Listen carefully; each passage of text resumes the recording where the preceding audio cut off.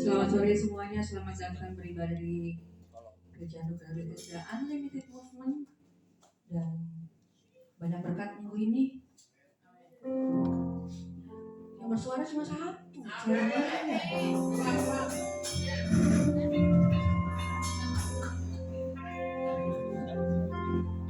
Udah mau liburan yang sudah menjelang, udah mau lebaran dan liburan, pastinya banyak berkat. Haleluya, kita mau beribadah. Saya undang untuk balik berdiri.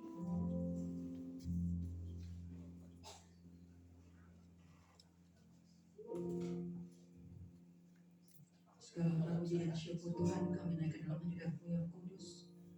Ya Allah Bapa Maha Kuasa, pencipta langit dan bumi, Allah memiliki hidup kami, Allah sumber kekuatan kami, Allah batu karang kami yang teguh. Terima kasih buat segala berkat, rahmat, sukacita, damai sejahtera yang Tuhan berikan kami sepanjang minggu ini ya Bapa. Terima kasih Tuhan, kami ada saat ini hadir di hadapan-Mu untuk memuji dan menyembah-Mu. Kami akan percaya Bapa, Kau sedang melayakan kami, Kau sedang mengampuni kami. Terima kasih Tuhan Yesus. Inilah persembahan kami, pujian syukur kami, roh jiwa dan tubuh kami jadi dupa yang berbau harum di hadapan. Inilah umpan kami ya Bapa.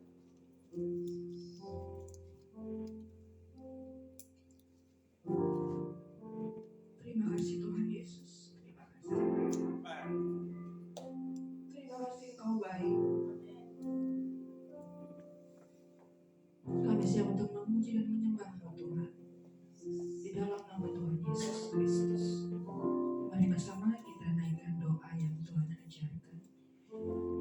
Bapa kami dalam surga, dikuduskanlah nama-Mu, datanglah kerajaan-Mu, jadilah kehendak-Mu di bumi seperti di surga.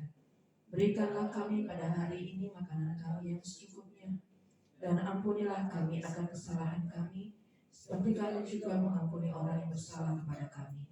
Dan janganlah bawa kami dalam pencobaan, tapi lepaskanlah kami daripada yang jahat.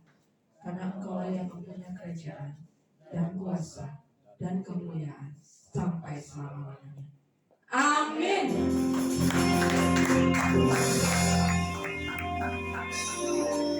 Kasih salam, tos kanan kiri, tos 50 orang.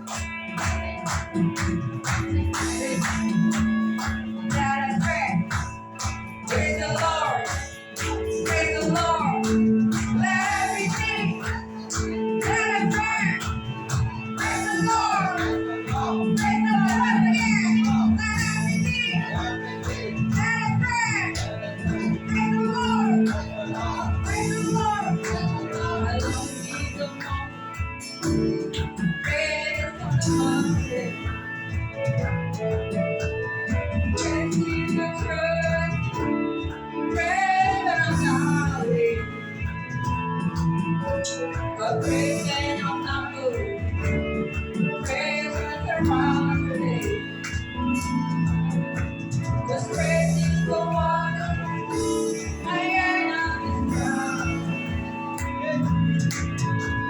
As long as I'm breathing, I got a reason to praise.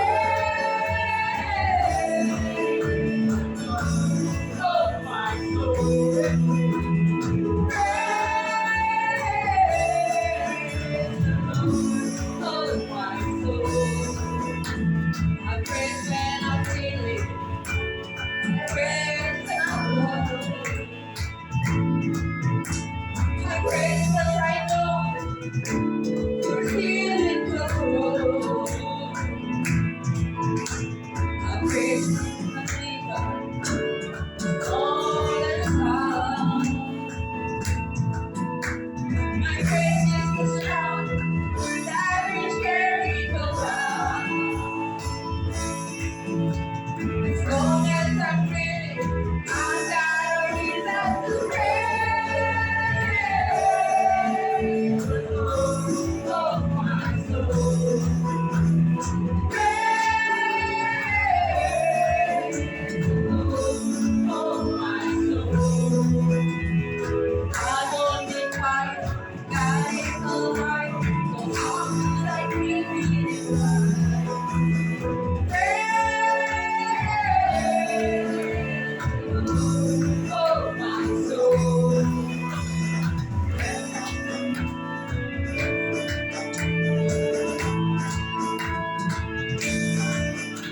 I praise 'cause your glory, praise 'cause your reign, praise 'cause your rose and defeating the grave. I praise 'cause your grace, praise 'cause your truth, praise 'cause there's nobody greater than you. Praise 'cause your glory, praise 'cause your reign, praise 'cause your rose and defeating the grave. Praise 'cause your faith, praise 'cause your truth. Praise 'cause there's nobody greater than you. Praise the Lord, oh my soul. Praise the Lord, oh my soul. Praise the Lord. Praise the Lord, oh my soul.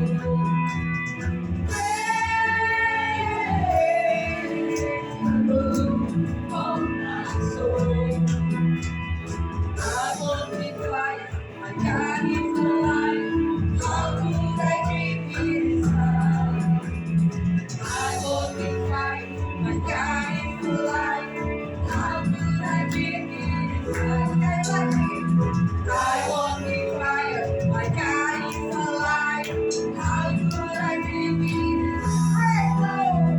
Praise, praise, oh my soul. Praise,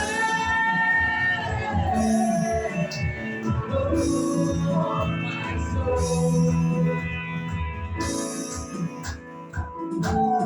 Come on. Like everything, there and there. Praise the Lord, praise the Lord, praise the Lord, praise the Lord. Like everything, there and there.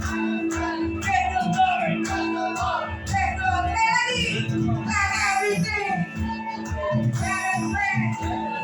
Praise the Lord, praise the Lord, praise the Lord, praise the Lord.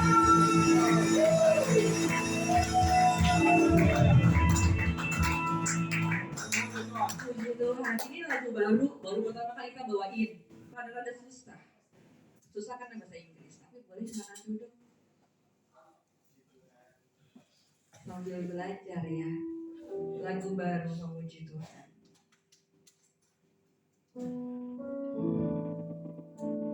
Siapkan tetap dalam hadirat Tuhan untuk menyembah Tuhan.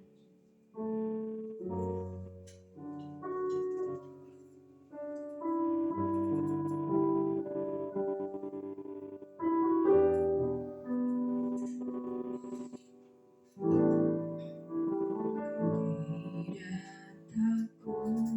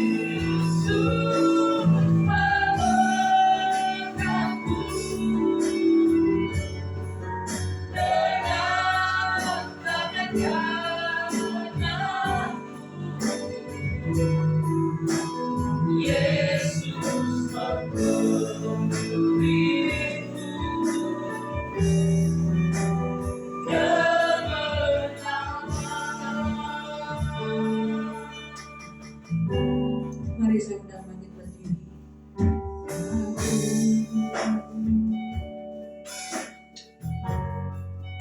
Engkau besertaku, ku tidak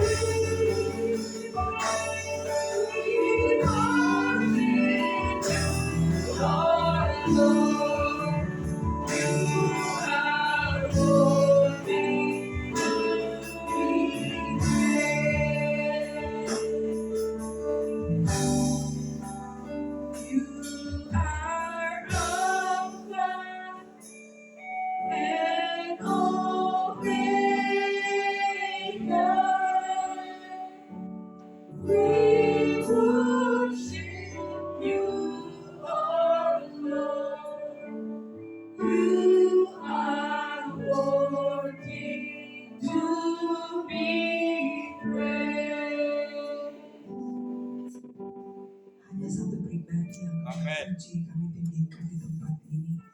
Hanya Engkau yang layak menerima segala kemuliaan, pujian, hormat. Hanya Engkau satu-satunya pribadi yang harus dimuliakan Tuhan. Kami bersyukur untuk hari ini yang Tuhan berikan bagi kami. Seberapa kami di tempat ini, kami merendahkan hati dan kami meninggikan Engkau, Allah kami yang luar biasa. Kami tidak sanggup Tuhan untuk memberikan segala kebaikan, mengembalikan segala kebaikan yang Tuhan beri bagi kami. Yang kami hanya beri lewat suara kami, lewat hidup kami, praise and worship kami Tuhan. Bapa, terima kasih sudah bertata di setiap pujian penyembahan kami. Terima kasih untuk hadirmu saat ini. Kami bersyukur banyak-banyak Tuhan. Sungguh baik Engkau Tuhan bagi kami pribadi lepas pribadi. Dalam kesulitan hidup kami, dalam proses hidup kami, Engkau menyertai kami, tetap menyertai kami. Dan hari ini kami mengembalikan semuanya dalam pujian, ucapan syukur kami untukmu Tuhan. Menaikkan misbah kami untukmu Tuhan. Karena tidak ada nama lain di bawah kolong langit ini yang memberi keselamatan. Hanya nama Tuhan Yesus saja yang memberi keselamatan. Terima kasih Tuhan. Setiap benih yang Abang tabur, letakkan itu dalam hati kami, pikiran kami, pendengaran kami, penglihatan kami. Tuhan, terima kasih. Terima kasih, berkati kami yang sudah melayani worship leader, singers dan musik. Tuhan bungkusi dengan darah domba. Terpujilah nama-Mu Bapa di surga. Di dalam nama Tuhan Yesus kami bersyukur. Sama-sama dengan saya katakan amin. Tuhan silakan duduk kembali saudaraku. Shalom.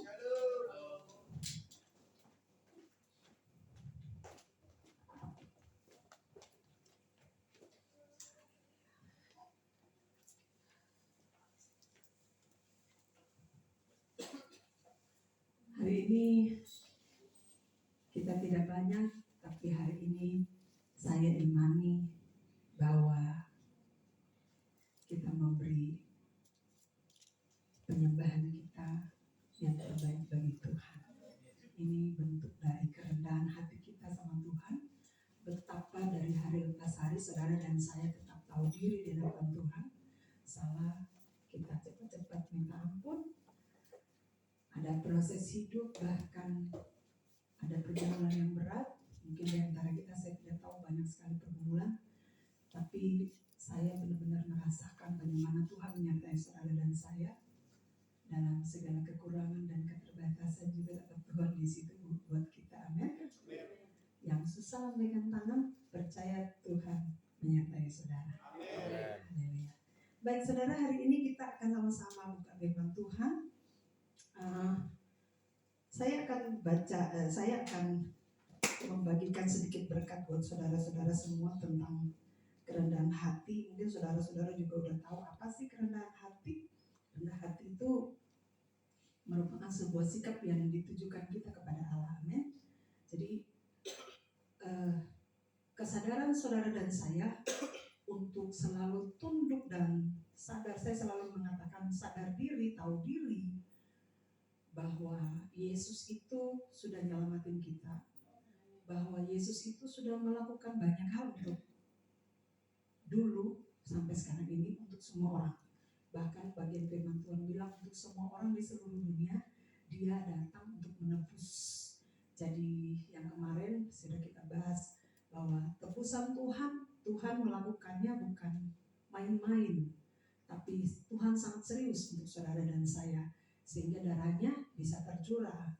Mungkin saudara berpikir sudah sering dengar dan ini hal yang sepele, tapi saya mau bilang kalau ketika saudara merenungkan saat saudara sendiri, saudara pasti akan bilang begini, Tuhan terima kasih, gak ada yang bisa mati buat gue kecuali lo.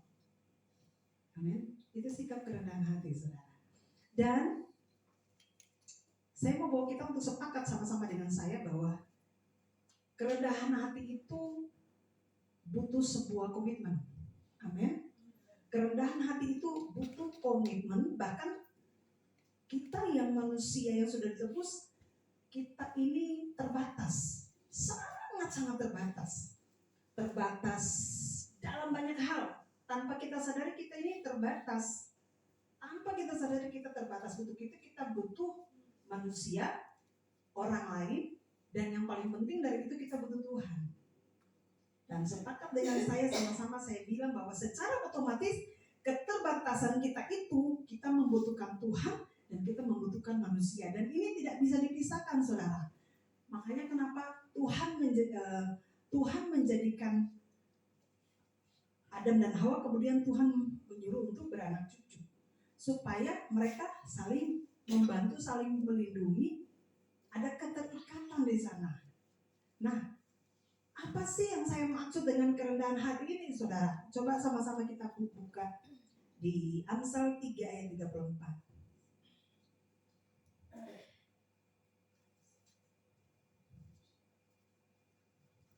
Jikalau engkau berbaring, engkau 34 ayat 34. Apabila ia menghadapi Amsal 3 ayat 34, apabila ia salah. Di situ salah. Sorry, saya salah catat sini. Tuhan membenci orang yang tinggi hati, tetapi memberkati orang yang rendah hati. Satu poin firman Tuhan ini akan saya bawa kepada saudara saya hari ini. Tapi saya mau menjelaskan seperti ini, saudara. Kalau kita manusia terbatas secara otomatis, berarti tadi saya bilang kita butuh Allah dan kita butuh manusia. Dan ini tidak bisa kita pisahkan. Kita butuh Allah, tapi kemudian kita butuh manusia. Kita tidak bisa berkata bahwa Bu Pendeta sembarang, saya nggak butuh Tuhan, saya cuma butuh teman, saya butuh sahabat. Tapi kita juga tidak bisa bilang bahwa kita butuh sahabat, tapi kita nggak butuh Tuhan. Dua-dua ini berjalan bersamaan. Lebih daripada itu, yang paling utama adalah ketika saudara membutuhkan Tuhan, saudara pasti membutuhkan manusia juga. Dan kalau saudara dengan Tuhan aman, berarti dengan manusia juga aman. Saudara, kalau kita lihat fakta dalam hidup Musa, dia dibilang bahwa Musa itu adalah orang yang rendah hati di muka bumi ini. Musa adalah orang yang rendah hati di muka bumi ini. Sejak peristiwa Maryam dan Harun berkata kepada orang Israel, kenapa sih harus Tuhan bicara kepada Musa? Kenapa enggak kita aja? Kenapa enggak Harun? Kenapa enggak gue? Gitu. Miriam gitu. Kenapa harus Musa? Tapi saudara, Musa dengan sikap kerendahan hati, dia tidak langsung menyerang Harun dan Miriam, tapi dia masuk di hadapan Tuhan dan dia bilang sama mereka, mari sama-sama kita berhadapan dengan Tuhan.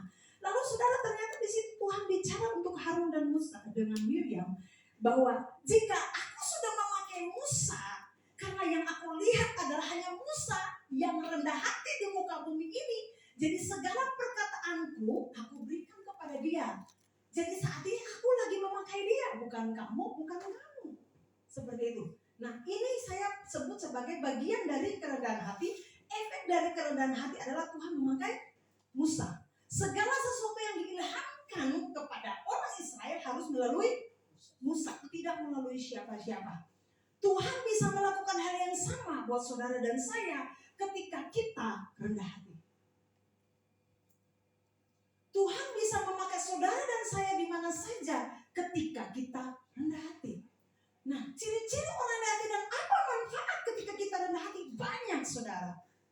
Banyak sekali manfaat. Firman Tuhan di Matius 5 ayat 5 dia bilang, berbahagialah orang yang rendah hati. Keren, coy. Orang rendah hati disebut berbahagia. Berbahagialah orang yang lemah lembut karena mereka memiliki bumi. Saudara, sesuatu yang luar biasa adalah bahwa ketika Tuhan menyuruh mempercayakan Musa, karena Tuhan tahu kapasitas hati dia. Tuhan tahu dia rendah hati. Ada banyak tokoh-tokoh agama, tokoh-tokoh Alkitab yang Tuhan juga pakai di dalamnya, tapi mereka tidak dibilang bahwa rendah hati. Yang disebut dalam firman Tuhan cuma Musa. Musa adalah orang yang rendah hati di muka bumi ini, saudara. Muka bumi, coy. Bahkan disebut dalam Alkitab.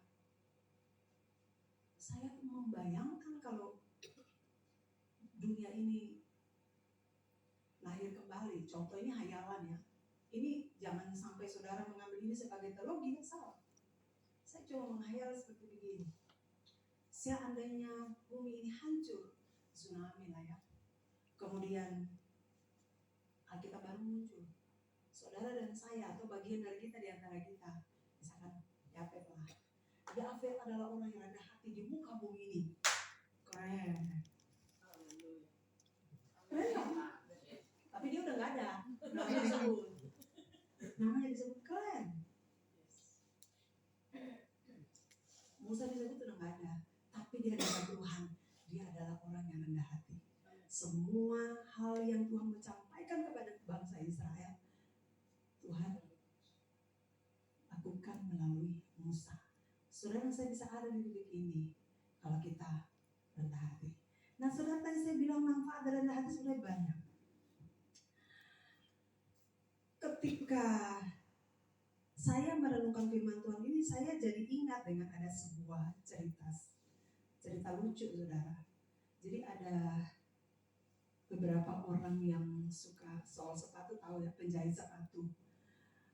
Penjahit sepatu itu dia ada di bagian, saya baca artikel dari Amerika, terus di jalan situ, jalan Bolroy, Amerika, jalan Bolroy. Saya pastikan jalan Bougainville aja lah ya, jalan Bougainville. Nah, ada seorang tukang jahit sepatu, dia tulis di papan tulisnya dengan begitu sombongnya. Nah, dia pikir dia itu tukang sol yang luar biasa, dia tulis di papan tulisnya, tukang jahit sepatu terbaik di kota Bougainville. Terus beberapa minggu kemudian tukang sepatu yang lain lewat. Masa dia yang terbaik di Bougainville? Aku juga dong. Yang kedua dia nggak mau kalah, dia tulis lagi di situ, tukang jahit sepatu ternama di kota Bougainville. Yang ketiga lihat lagi, dia tulis lagi, tukang jahit sepatu terhebat di jalan Bougainville. Jadi jalannya yang disebut. Yang keempat dia lewat, dia lihat satu.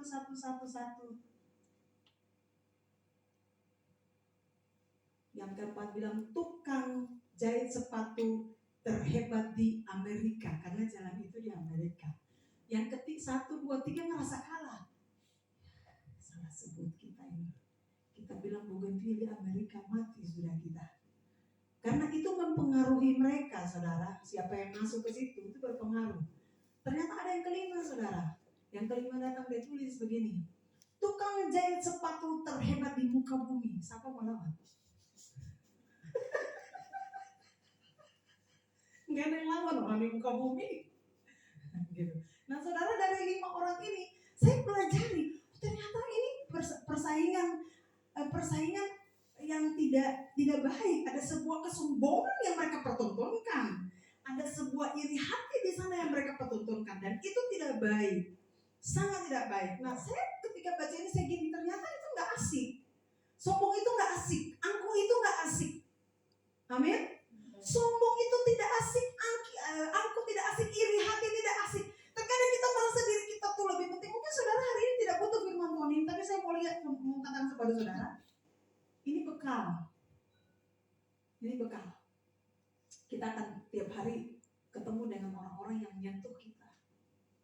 Ada yang menyakitkan, ada yang tidak. Amin. Nah, ini bekal.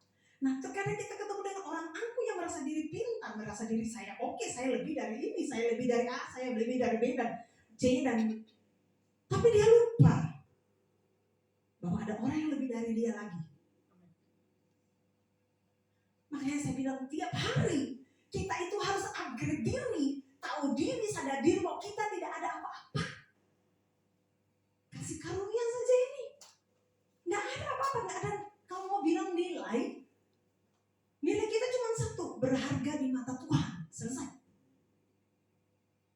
Lebih dari itu nggak ada. Kalau manusia dengan manusia, karena ada manusia yang gini, bumi berlapis-lapis. Ada manusia yang pintar, ada yang lebih pintar, ada yang paling pintar, ada yang pintar banget.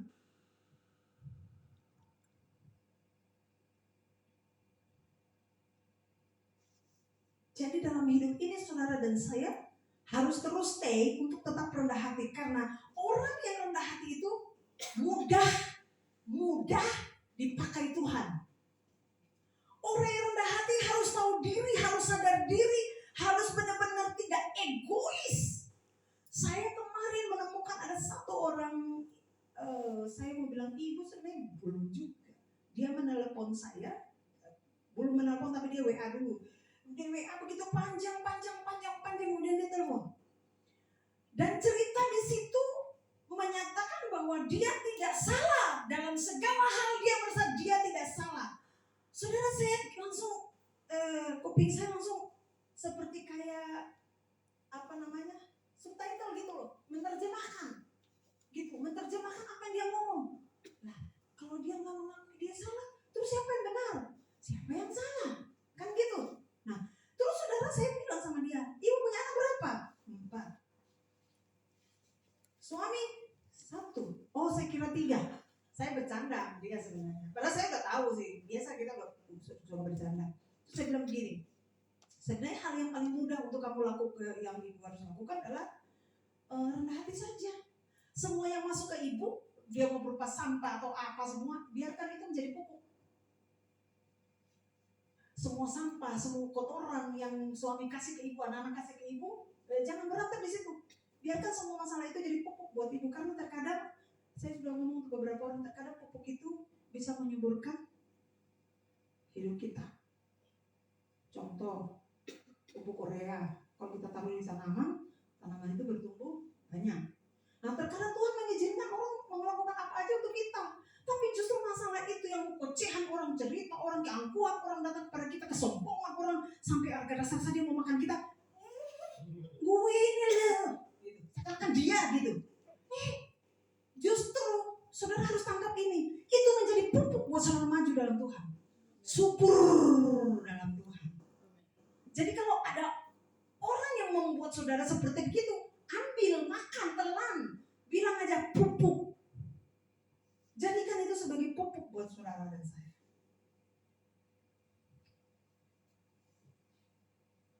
Tuhan menginginkan orang-orang yang rendah hati, sehingga saya bisa menyimpulkan begini.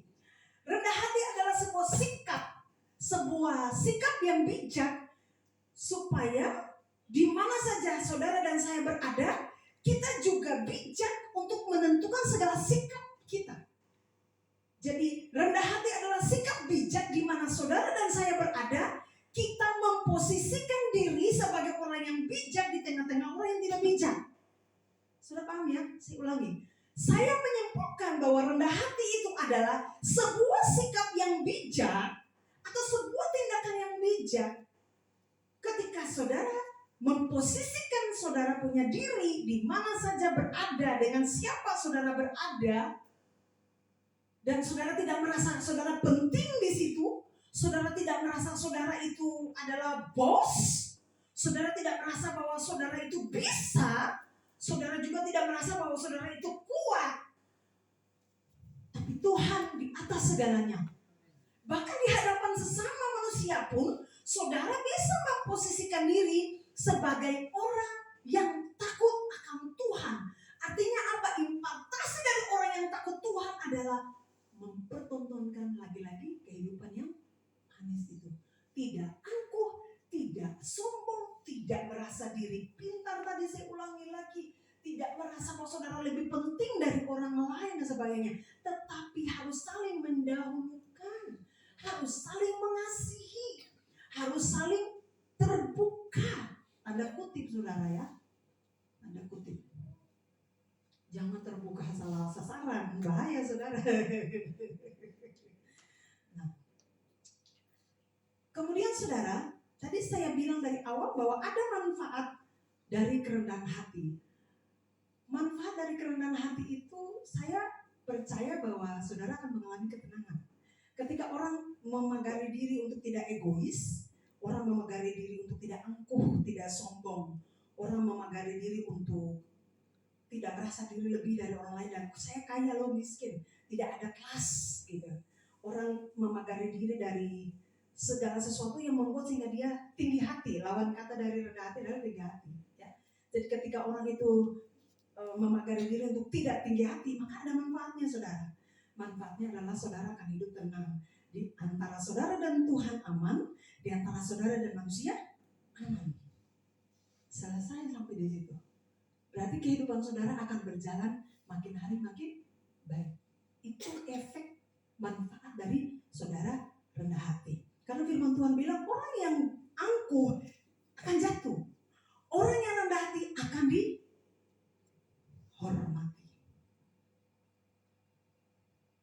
Itu Amsal yang bilang saudara. Kemudian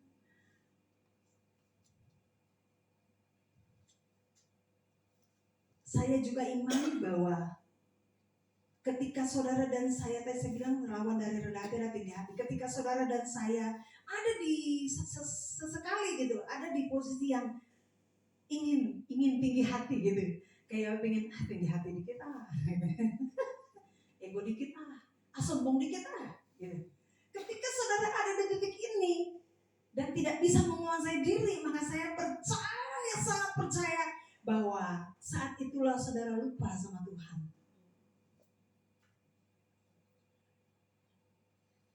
Ketika saudara memposisikan diri sebagai orang yang pengen angkuh, pengen sombong, dan pengen bla dan sebagainya, saudara sementara lupa sama Tuhan, dan itu cepat, lebih cepat dari larinya kuda.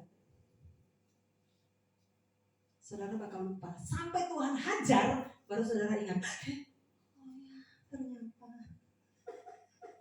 gitu kan, ternyata saudara. Jadi gini, saya istilahkan begini, saudara ketika saudara pengen angkuh, kemudian saudara lupa sama Tuhan, kemudian Tuhan hajar, baru saudara sadar, ternyata betul saya butuh Tuhan, ternyata betul saya butuh sahabat saya, ternyata betul saya butuh ini, saya butuh tante, saya butuh kakak, saya butuh adik. Kadang-kadang adik kakak bisa berantem, tapi kita saling membutuhkan. Saya dengan adik-adik saya, dengan adik dan kakak saya, juga kadang-kadang dulu kita suka adu argumentasi lah. Tapi 1-2 hari kita tuh saling membutuhkan dulu. Sekarang enggak, karena udah menikah, udah lain ceritanya. Satu pensil kita bisa patah bagi 2 hanya karena ya seperti itu. Itu seni hidup masa kecil.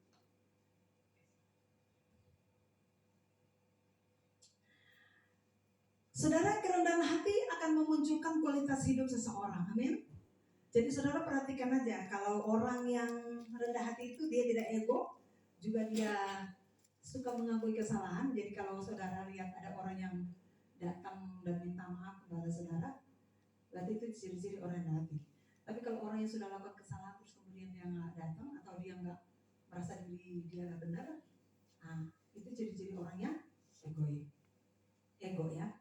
Jadi lihat saja kalau ada orang di kantor atau di mana saja yang model kayak begitu, pagari diri cepat.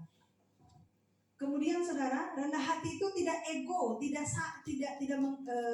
suka mengakui kesalahan, punya kerelaan yang luar biasa, itu mau belajar, memahami situasi. Artinya memahami situasi itu bahwa di mana saja dia berada, dalam situasi apapun, mau dia senang atau enggak senang, tetap aman, tetap tenang. Saling menghargai, mendahulukan, menjadi pendengar yang baik. Orang yang rendah hati selalu menjadi pendengar yang baik.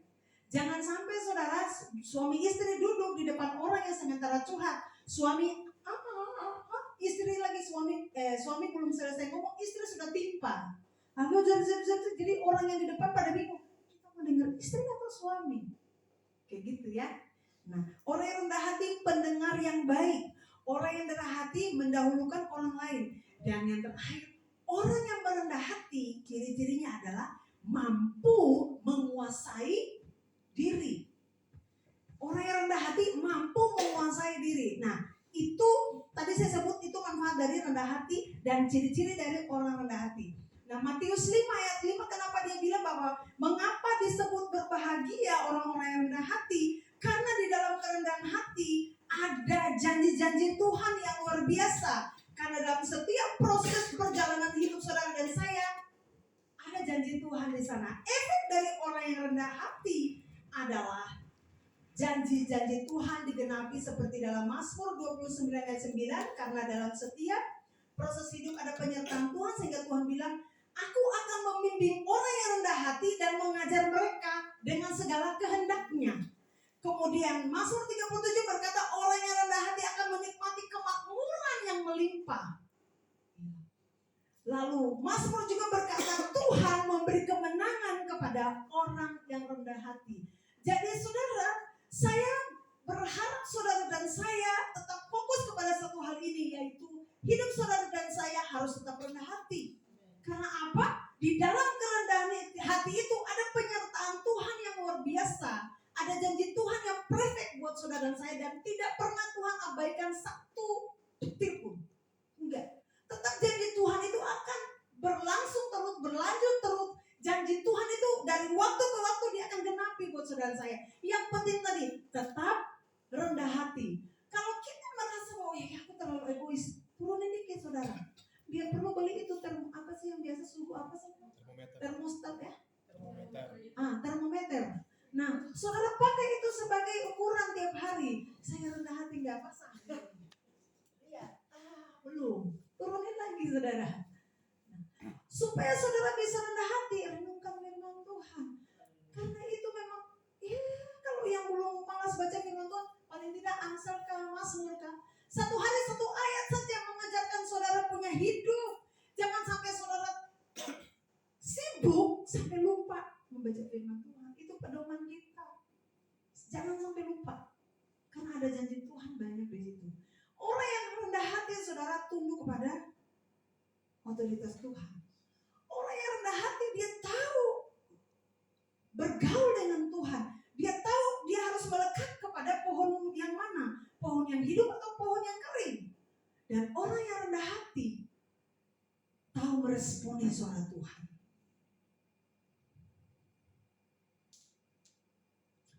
Saya tutup dengan cerita ilustrasi seekor kambing, saudara. Seekor kambing, dia berjalan di tengah hutan. Kemudian dari arah sana juga ada kambing juga. Sampai di jurang, jadi kambing A di jurang sebelah kiri, kambing B di jurang sebelah kanan. Kemudian mereka saling berlihatan tapi jauh. Nah, kambing A pengen ke seberang, kambing B pengen ada di posisi kambing A. Mereka berlihatan. Sudah tahu kambing itu dalam istilah roh itu apa? Keras kepala. Kemudian mereka saling kelihatan begini. Saudara harus ingat ya, jangan sampai saudara nggak tahu kambing itu keras kepala. Ada 7 roh. Nah, salah satunya kambing. Kambing itu keras kepala, saudara. Kalau kura-kura itu malas, ular itu licik, singa itu pemarah, cendrawasih itu sombong. Saudara harus tahu ini. Saya ambil kambing. Kambing itu mereka saling berlihatan terus mereka mau pergi. Kambingnya adalah begini, saya mau nyebrang sana. Kambing sana ini dia mau menyeberang. Kita mau lewat. Dia mau tutup kita mau jalan. Padahal jalannya cuma satu saja. Jadi di jalan satu itu, di antara jurang itu ada satu pohon yang jatuh di situ dan itu kecil, nggak bisa 2 orang satu kali lewat, hanya satu. Jadi satu dulu baru satu lagi nyebrang. Dua-dua ini tidak saling bicara, tapi mereka punya otak nih saling gini. Aku yang duluan. Satu di sana gini. Beta dulu baru pergi. Nggak saling ngomong. Tapi kemudian kambing A dan kambing B secara bersamaan berjalan, saudara. Tanpa komunikasi, berjalan dengan keras kepala mereka. Sampai di jalan tengah. Ini mau lihat nih, siapa yang mau rendah hati nih. Mereka berjalan sampai di tengah. Mereka saling berlihatan. Sudah dekat.